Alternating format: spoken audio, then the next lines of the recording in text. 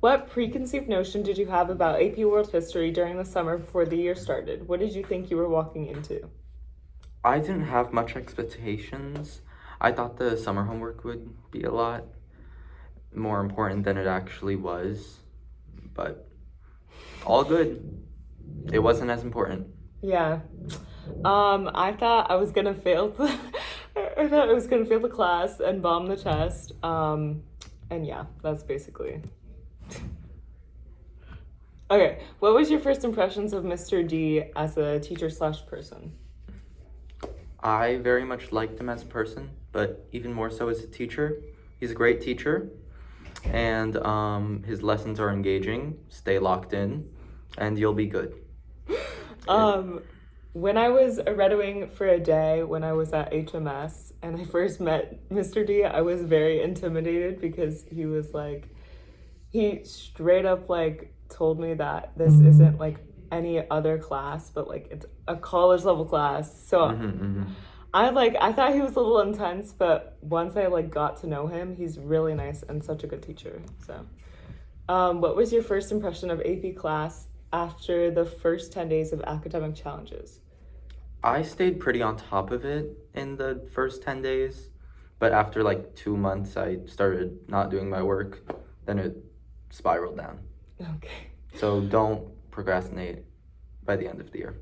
My first impression was that it was going to be extremely difficult, and it was for like the first quarter of the year, but then it got a lot better, and like the academic challenges like were rough in the beginning, but you learn how to properly address them and like do them. But what was the first major challenge you faced in class? You can talk about one or more of the following below. Following a schedule under.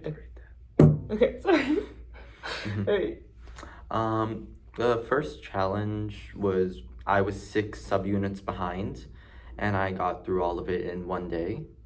That was a common theme after like second marking period. Don't do that.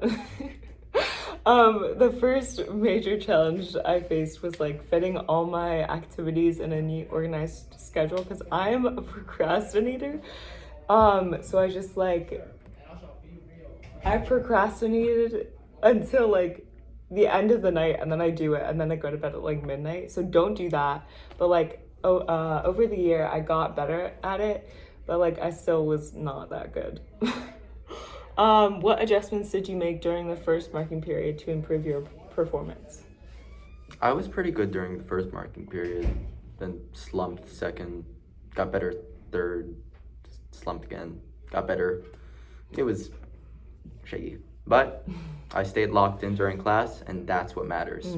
Stay locked in class.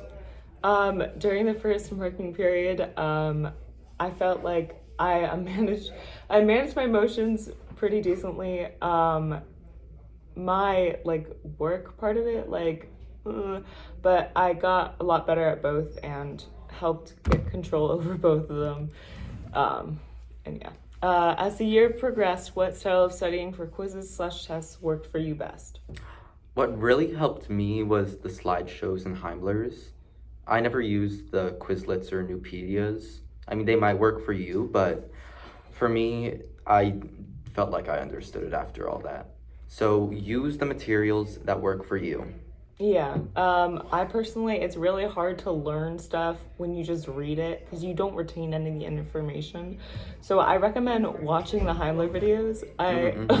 What I did to study for each test was watch Heimler videos, answer the questions, then, oh my God, then write down the notes from memory, do the practice assessment, review graphic organizer and Quizlets, and then reread readings, even though it didn't really work.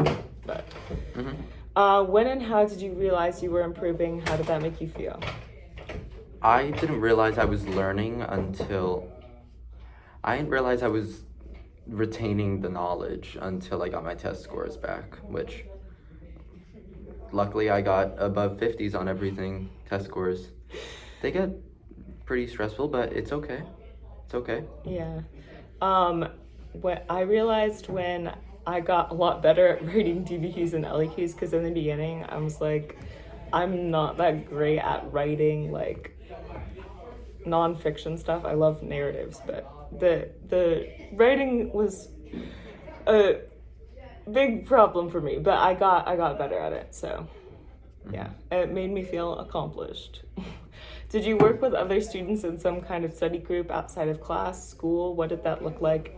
Did it help you? How? I had a study group that I would study with sometimes, but whenever I studied with them, I was distracted. Mr. D is like, oh yeah, do study groups. They're good. You'll focus more. You'll retain more knowledge. But if studying alone is easier for you, do it, because study groups don't work for everyone. Yeah. They're distracting. Same experience for me. We worked at my friend's house a couple of times, but it did not work at all. I got no work done. So I would say like find a study method where you can retain the information and not get distracted easily. Preach. Describe your experience writing the DBQ essay. I struggled with DBQs more so than LAQs because, there's a lot more writing. There's a sentence starters are longer. There's a lot more writing. There is more writing, and that makes it harder, and yeah. At the beginning of the year, writing a DBQ was difficult, but it got easier, and it's important to go back and reread your writing so you can revise it, and so your ideas, arguments, and concepts like actually make sense. And reading Mr. D's comments are also really important as well. Describe your experience writing the LEQ essay. Okay. Other people have a different experience, but I found LEQs easier than DBQs because, there is no tough SOAP analysis. You don't have to be as complex with it. Well, I mean, you should be complex, but, there's less critical thinking. It's about knowing. Yeah. I struggled with the LEQ more than the DBQ. I thought I was gonna fail every time, and it was extremely confusing since we don't have any documents. You have to use your own knowledge and go into really deep, oh my god, depth. Go into deep depth to form a complex, detailed response, which DBQs are easier because you can rely on the documents, but yeah. Describe your level of commitment when studying for the AP College Board end-of-year exam. I was a somewhat committed student. I always paid attention in class, always stayed locked in, but I often got behind with work a lot of the time, and I ended up fine, but do your work because they won't cover everything in class that you do at home. Yeah. To get the more niche historical developments, you need to do your own homework. Yeah. And do your own homework. I was also partially committed, but towards the end of the year, I committed even further to just commit 1 weekend to just watching all the Heimlers and just studying as much as I could, but I had other commitments. Okay. And yeah, but for me, watch Heimler. What was your overall experience with the 9th grade AP World History course, and what are you walking away with that you didn't have before? I loved AP World as a class. Not the homework, but the class itself was so great and fun and engaging because of Mr. D. He's a great teacher. Yes. One of the best in the school, if not. And it's really great. You get new background on different historical developments in life. You look at the world different. Yeah. You see the history behind them. You learn to see things from different perspectives and see how some things can be positive in one person's eyes but negative in another's. And I feel like overall experience was relatively positive. I don't love history, but I feel like this class helped me start to like it.